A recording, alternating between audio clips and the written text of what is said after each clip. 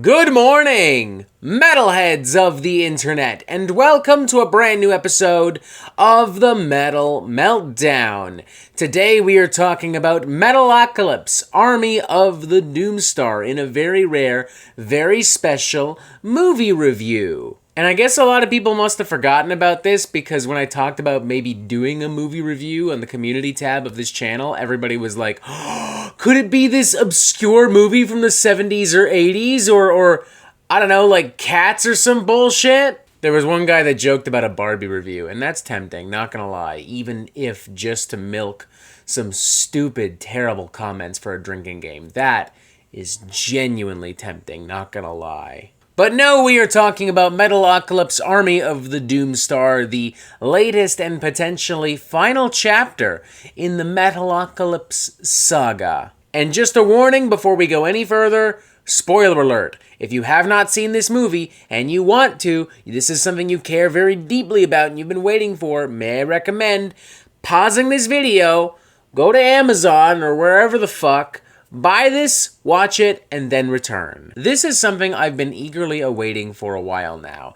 I am a longtime Metalocalypse fan. I remember when this show debuted back in like 2006, 2007. I remember being like 12, 13 years old and staying up way past my bedtime, sneaking downstairs to the basement so I could watch Metalocalypse late at night on Teletoon here in Canada, and then like watching all the clips and episodes that I couldn't get to see because I got caught or I just missed it or whatever the fuck on Adult Swim online. It's a show that me and my friends watched all the way through high school.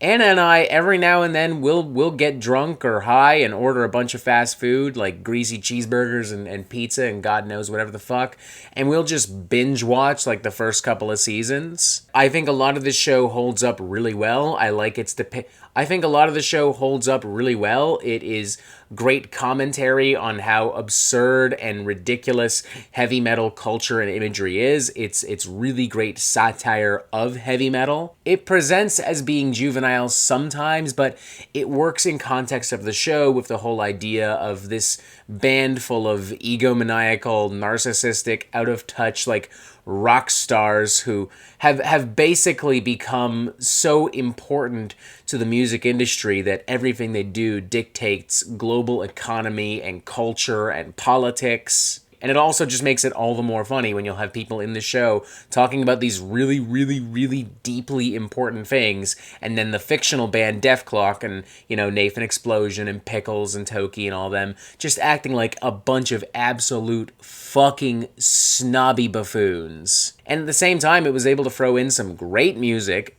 It was able to throw in some more epic and dramatic storytelling, some great animation, tons and tons of guest spots from everyone from Mark Hamill to Mike Patton to King Diamond to George Fisher from Cannibal Corpse, Malcolm McDowell, and, basically the entirety of Metallica at one point, if I remember correctly. I've said this before, but I'll say it again. I don't really know exactly why it has taken this long for Army of the Doomstar to release, for really anything within the Metalocalypse Dethklok universe to happen, but that doesn't really matter right now, I suppose. What matters right now is Army of the Doomstar is finally out, and the big question is, was it worth the wait? And I would say overall, yes, but I don't want to imply that this is a badly made film or that it's like really uninteresting or just flat out boring, but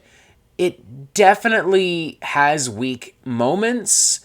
And while I think ultimately in the very end it makes for a solid conclusion to the Metalocalypse saga, or at least this, a version of it, who knows where the series will go if it goes beyond here.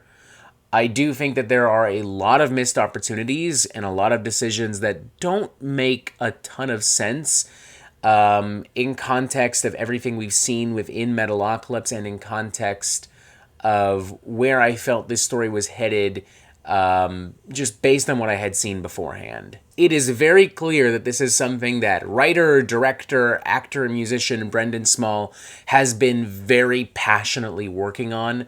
His heart, his soul, his love for this band, this music, this script, this art style, this everything surrounding Metalocalypse and Dethklok is felt all throughout. But there are things that if I were in his position, I would have tweaked or changed, or in some cases just outright removed from this film to make it a more cohesive and cathartic product from start to finish. One thing that is severely torn down, and I would go as far as to argue is consistently missing from Army of the Doomstar, is the Metalocalypse sense of humor. There are jokes and tons of wacky, goofy, stupid fucking moments and little visual gags and stuff like that, some gruesome, over-the-top violence. It's still, like, noticeably Metalocalypse-ish, but story-wise, conceptually, this is a much more dramatic and an epic kind of affair. It is focused pretty much entirely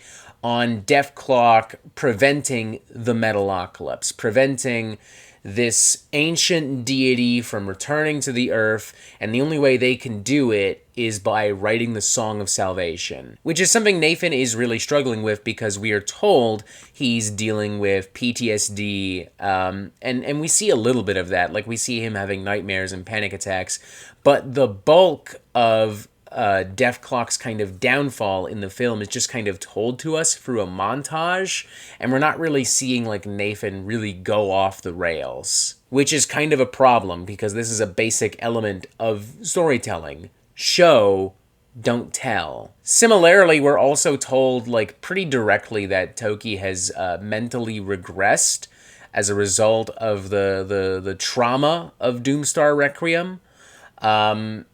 And you kind of see this early on in the film in one of its, like, brighter comedic moments where we're kind of shown how dysfunctional the family dynamic of Dethklok really is. But throughout the rest of the movie, Toki just kind of acts how Toki normally acts. Like, it doesn't really feel like there's a lot going on there, and it feels like something that was almost tacked on. On that note, I'll also say that Squiscar is given really nothing to do whatsoever. Pickles is also just kind of there to be, like, kind of the mother figure for Dethklok and to kind of be a friend and an ally for Nathan. He slaps him silly when necessary, but, you know, he doesn't really have any kind of arc or any kind of, like, major role in the story here. Murderface has a few interesting moments, though, where he's kind of meant to, like, really question why he is in Dethklok and what he really brings to the band, if he brings anything, and the villain, the half-man, kind of plays on all of that and, like, kind of brainwashes him and possesses him, and that's actually probably some of the coolest stuff in the movie because we get a lot of, like, really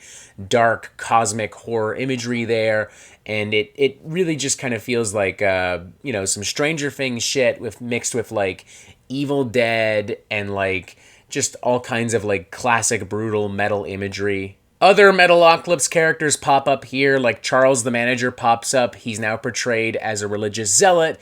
He just kind of tells the band what they need to do, and that's it, though. Same thing with Nubbler. He pops up as kind of a spiritual guide. He tells the band what to do, and that's kind of it. Dr. Roxo gets a brief little moment where he sings, like, a super zoinked out psychedelic version of Amazing Grace, and that also had me chuckling for sure. But it's essentially just a cameo. And on that note, there are a lot of, like, actual cameos throughout the film that feel wasted. Like, Amy Lee from Evanescence has a cameo, Scott Ian from Anthrax has a cameo, King Diamond has a cameo, Thundercat, Grammy Award-winning jazz fusion R&B singer, songwriter, and bassist extraordinaire, has a cameo in this film as well. But they're all just minor speaking roles, like Priest number 1, Fan number 2, Nameless Anonymous Background Person number 5. I remember when the cast was revealed, too, my first thought was, holy shit, you know, Doomstar Requiem was basically a fucking death metal musical, so we'll have all these other guest stars coming in as well, lending their musical talents to this thing, and it's going to be even crazier, and it's going to be even bigger. And that's not at all what happens. In fact, frankly, I found myself forgetting that these people were in the movie basically until the end credits. Definitely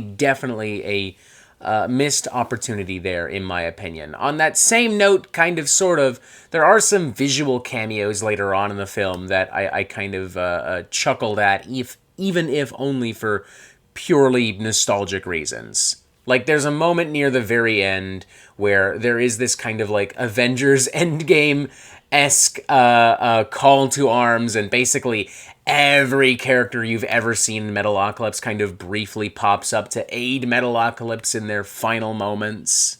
Even though this isn't a musical, I want to say that the music itself is really cool. There's a lot of very atmospheric, ambient, cosmic synth work throughout the film, as well as some songs included from the most recent album, Death Album 4.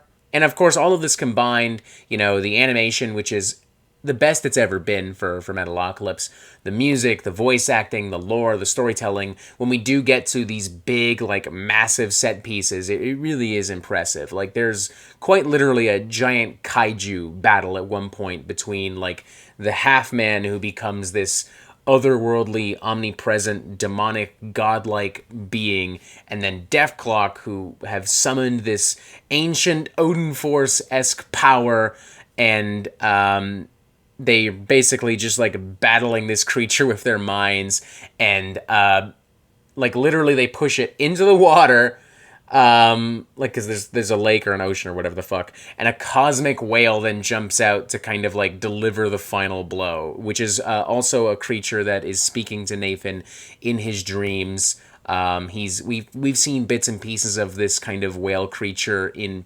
prior episodes of Metalocalypse, if I'm not mistaken. I especially love the build-up to when they're playing Aortic Desecration, which is initially presented as the Song of Salvation, but it's not. And this is something Nathan realizes right before the song kind of launches, but he sings it anyway.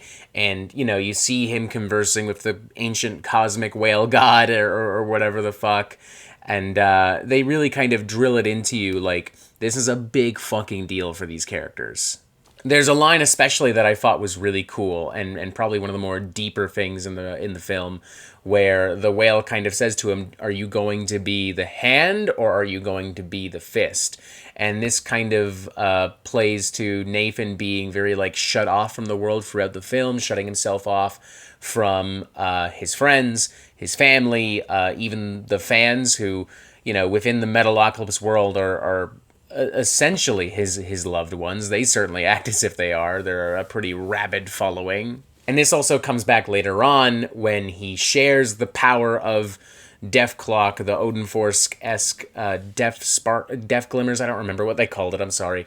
But he shares that with the fans, who are essentially the army of the Doomstar, literally by opening his hand. And I thought that was an interesting way to show that he is a much more humble and open and vulnerable person by the end of the film. Like, that's actually pretty well done. One other thing I'll say, you kind of have to go into this already very well informed on everything that has previously happened within the Metalocalypse franchise. This film wastes absolutely no time. It just gets right into it. It doesn't bother explaining what you've missed. There's no recap, you know. They just jump into the lore and they jump into these battles and writing the Song of Salvation.